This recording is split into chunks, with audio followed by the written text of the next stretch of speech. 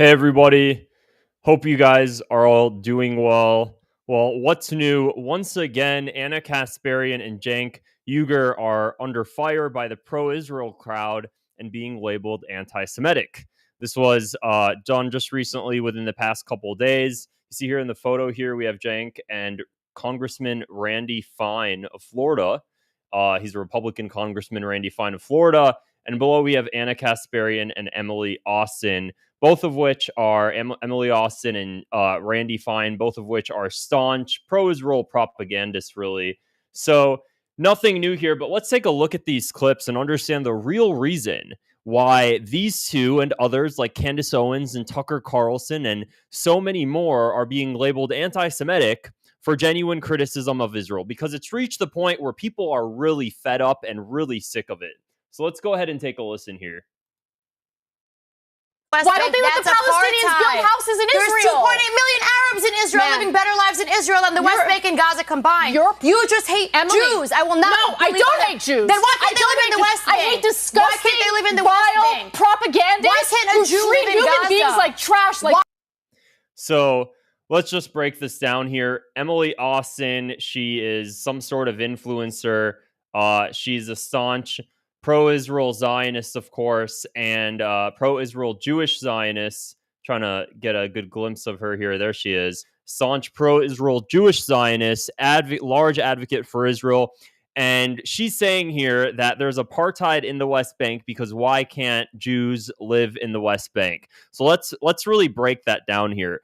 The occupied West Bank is being occupied by Israel. It's Palestinian lands, where Palestinians in the West Bank have Palestinian citizenship. They have Palestinian IDs. They do not have Israeli citizenship. And Israelis that are settlers in the West Bank have Israeli citizenship in the Palestinian territories, which globally is viewed as illegal settlements. The United States do not view the settlements as legitimate. And she's saying that it's apartheid because the Jews are not allowed to live in somebody else's land. That's no different than saying it's apartheid if Americans decide to move to Canada without Canadian citizenship, without Canada's approval, and build settlements there. That's prejudice towards Americans, because why can't the Americans live in the Canadian land? It's really the same thing. Whether or not she believes biblically, religiously, that Jews should live there, at the end of the day, that doesn't matter. It doesn't matter because that's not the laws that we're going by. And the Palestinians, it's the Palestinians' land. So that's one thing. Another thing over here, before we even get into the ridiculous accusation of calling Anna Kasparian a Jew hater, is that the settlers living in the West Bank taken over all of the hilltops. If you don't know what the West Bank looks like, Palestinians all live in the valleys. Every Palestinian village in the West Bank is in a valley because the Jews took all the hilltops and they put Palestinians in the valley, and Palestinians have no ammunitions. Palestinians have no weapons whatsoever, while the Israeli settlers in the West Bank receive M16 rifles from the United States. They have these M16 rifles. They have no jobs. None of them work. They're all paid for by the American taxpayer. And they're allowed to walk on the main roads. They're allowed to harass Palestinians. They're allowed to steal Palestinian homes. They're allowed to walk on the main roads. They're allowed to harass Palestinians during olive harvests. They're allowed to do whatever they want. They have a free-for-all. Palestinians are looked at as wild cattle. Palestinians have to take back roads if they're allowed. Palestinians have checkpoints at every village. Palestinians have to have their homes guarded completely with metal guardrails because the settlers come down and burn their homes. They burn their cars. They assassinate their children. And when a Palestinian is murdered in the West Bank, when a Palestinian child is murdered in the West Bank, like my family's neighbor in the West Bank in my family's village, the IDF does nothing, because a lot of the times these settlers themselves are the IDF. And Palestinians are not allowed to build their own homes in the West Bank because Israel ends up demolishing the home. While Israeli settlers are allowed to build homes in land that's not even theirs, that is viewed widely as illegal by international law, and that is okay. And it's not just Palestinian Muslims, by the way. It's Palestinian Christians as well. I work with Palestinian Christians like Elise Kissia, and she has settlers from Argentina coming in and taking her land.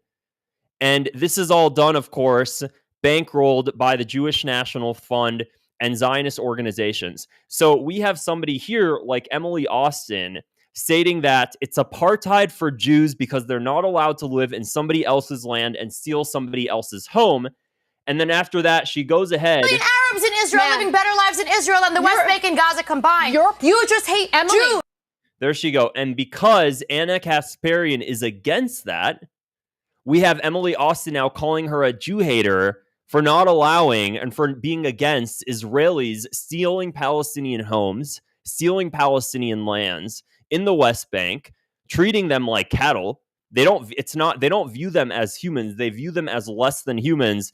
And for some reason, Anna Kasparian and others are Jew haters for criticizing that and saying that something about that is wrong, something about that is fundamentally evil. So we have Anna Kasparian here being, of course, attacked by Emily Austin. And it doesn't just stop there.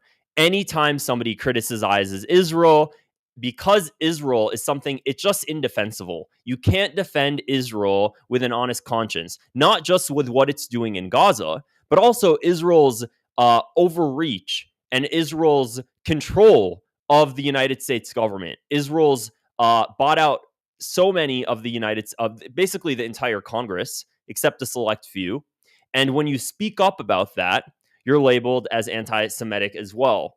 And here's one such example of that. We have Cenk Uygur speaking with Congressman Randy Fine at the top right over here. Take a listen to the little brawl that they had on Piers Morgan.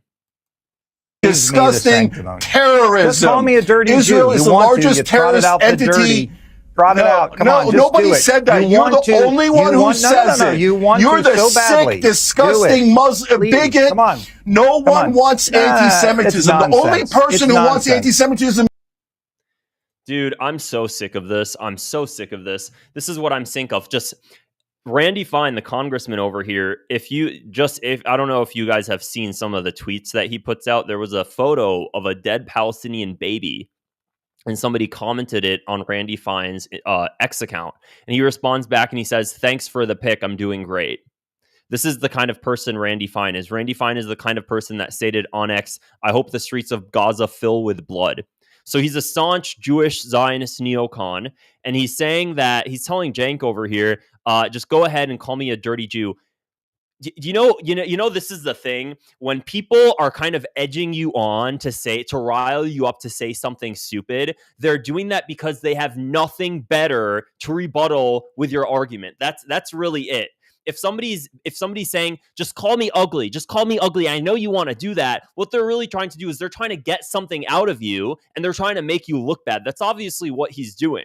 Because instead of rebuttaling and giving an honest response to the evil that Israel's doing, he can't offer that because it's indefensible. So instead, what he's going to do is he's going to make himself look like a victim and try to get Cenk to say something stupid and piss him off enough to do that. Because by that point, then you're going to have a viral clip that's going to be all over social media and say, oh, Cenk called Randy Fine the dirty Jew. This is what they do. They like to try to piss you off to say something stupid. And I'm so sick of it. Everybody's so sick of it. It doesn't work anymore. And what it's doing is it's actually breeding a lot of real people who will start to get pissed off that can't contain themselves because they see evil people like this trying to defend the indefensible and putting themselves as a victim. It's getting real old. Do these people not have any sense of decency whatsoever? I'm Palestinian. I don't try to hide that whatsoever. Oh my gosh, dude. I would get sick of myself. I would genuinely get sick of myself if somebody says something to me that I think that is just fundamentally wrong. I have no problem with honest conversation. And whenever somebody does that, I respond by saying, "Stop, you're just anti-Palestinian, you're just racist." instead of actually being able to defend the argument. This is what I'll tell you. I will never, ever, if somebody's coming forward to me with an honest conversation and they have genuine criticism, I will never just shut them down by saying that's racist. I find that it's probably one of the most annoying, inauthentic things you can say that just really give off a sense of low IQ when you know the person actually has real criticism that you can, if you actually had a valid point, you can shut it down really quickly. When they respond something like that to shut you down, I think it's a very low IQ argument that it's very irritating. It's very irritating. And this is kind of the stuff we're getting from this pro-Israel crowd because they have nothing. They have absolutely nothing to do but to play victim. They can't do anything else because they're defending the indefensible. So, luckily, we do have some honest Israelis that have came forward and said, this is what we do when we're put on the spotlight. This is a former Israeli Mossad officer. Some of you guys might know Viktor Ostrovsky. I'm going to play his video here in a clip. He's a former Israeli Mossad officer that had to flee to Canada after coming forward and exposing the Israeli Mossad in his books here in the United States. This was back in the early 90s. And what he shared shocked America. As much as Israel tried to have the book banned in the United States, the book wasn't banned. An appeals court threw out the ban. So here's a clip of Viktor Ostrovsky and what he had to say when it comes to labeling critics of Israel as anti-Semitic. Take a listen. It makes a lot of noise and you can't get rid of them. So what you do is you get in touch with a guy in the station in New York or in the station in Washington. You say, tell the guys at B'nai B'rith to label him. And of course the campaign starts, and before you know it, the guy's labeled. And he's an anti-Semite, because that's what we say he is. And that's one stain you cannot wash. Now, it shames me as a Jew to tell you that. But that's the fact, and it's wrong. And the people who are perpetrating this don't really understand what they're doing. So the audio was a little bit low. Viktor Ostrovsky is a former Israeli Mossad officer, like I said. He wrote a book by way of deception, by the way. If you haven't read it, definitely suggest you check it out. He actually came forward, and one of the reasons he fled to Canada is while he was there. He told the Canadian Secret Service that there was an assassination plot by the Israeli Mossad in 1991 at the Spain International Convention on President George H.W. Bush. And the Canadian Secret Service then got in touch with the U.S. Secret Service, and Congressman Pete McCloskey at the time and Paul Finley both came forward and talked about this. That's a separate discussion, though. But what I find so interesting here is finally, we have somebody who works with the Israeli government, who used to work with the Israeli government, coming forward and saying that because Israel does so many indefensible things, you genuinely, if you have any sort of like decent level IQ, you can't defend it. So what you're going to do is the best thing to do is just to shut down criticism of it by making the other guy look bad. And we're going to accuse the other guy of being a hater, of hating Jews, of being anti-Semitic, because we don't have anything better to do. Because we don't have any other honest rebuttal that can defend something that can defend a morally indefensible position. This goes on time and time again, and America is sick of it. Everybody is sick of it. And it's becoming to the point now where when you accuse somebody of that, when you accuse somebody of being an anti-Semite, when they have legitimate criticism of Israel, it's water off a duck's back at this point. I genuinely do not give a damn. Do not give a damn. And when somebody says that to me, I don't even care anymore to try to defend the fact that I'm not. I do not care. Because if you're coming forward to me and saying that, when I'm saying, hey, I have people in the West Bank that I know that are being slaughtered by the IDF, that are being sniped, when little kids are being assassinated, and I come forward and I mention that, and then you respond to me calling me a Jew hater because I don't want my taxpayer dollars going to that, then it says a lot more about you than it does about me. And if you think I'm going to waste another minute of my day trying to defend the fact that I don't hate a certain group of people because their government is committing atrocities, I'm just not going to take the time for it anymore. I'm really sick of it. A lot of people are really sick of it. And what you're going to notice is the more that they try to do this, the more they're going to really piss people off. And it's not going to fare well for them in the long term. It's not faring well for them in the long term. Everybody's absolutely sick of it. So the world's waking up to this stuff. Of course, they're going to keep trying. And what you're going to notice is it's going to get a lot worse before it gets better, because we have a current in the United States here. We have a current administration that is so set on giving the Israelis everything they want. The Trump administration is so set on letting Israel basically act like a rabid dog in the Middle East. And by doing so, what you're doing is you're isolating Israel more, and you're weakening America's international diplomacy, because America is just basically enabling this rabid dog. You're building up resentment towards America and Israel internationally, unfortunately, towards America, when America has enough of its own problems at home here. And when the international community speaks out, even at the United Nations, even people like Francisca Albanese, they get accused of being anti-Semitic because they're standing up for innocent people that are being murdered. Nobody gives a damn anymore. And if you're somebody that has legitimate criticism of Israel, and somebody calls you a hater for that, don't even try to defend yourself and say that you're not. Because it says a lot more about them than it does about you. Because if you know yourself and you know that you're not a bad person, and you know that you don't just hate people for who they are, unless they're defending indefensible positions that are just morally corrupt, then there is no reason you need to prove to that person that you're not a bad person. There's no reason for it, because guess what? You don't want those kind of people in your life. You don't want those kind of people in your circle. You don't need to waste your time on it anymore. I'm sick of it. If somebody calls you that, water off a duck's back. I'm done. So we're going to keep seeing more of this. It's getting to the point I'm just laughing at it. Anna Kasparian and Cenk Uygur are great people. I'm grateful for their platforms. I'm grateful for people's platforms I usually tend to not align with, both on the left and on the right. We're seeing people on the right like Tucker Carlson, Candace Owens, Marjorie Taylor Greene. Who would have thought? And they're speaking out.